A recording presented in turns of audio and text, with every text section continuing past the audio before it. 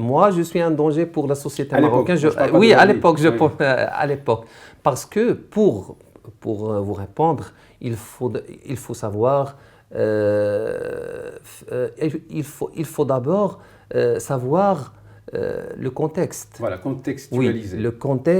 Oui, le contexte. Pourquoi j'étais un cheikh? Pourquoi j'étais un salafiste? Est-ce que moi, j'ai choisi d'être salafiste? Non, je n'ai pas choisi.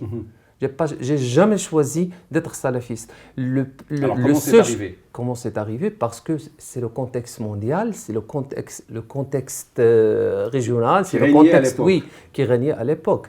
Parce que moi, j'étais né les années 70, les années 80. Vous savez qu'il y avait un autre contexte que le contexte actuel. Très différent. Parce que vous savez qu'à l'époque, il y avait je sais pas, un combat ou je sais pas entre l'État et les gauchistes.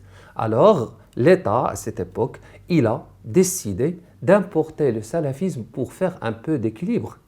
Moi, j'étais salafiste, j'ai appris toutes ces bases, toutes ces doctrines salafistes où? Dans des grottes, dans des maisons cachées? Non, dans les grandes mosquées de Casablanca, dans les grandes écoles coraniques à Casablanca, à Marrakech et dans d'autres villes qui étaient autorisées par l'État. Parce que c'était un autre contexte. Et ce n'est pas un contexte marocain, c'est un contexte mondial.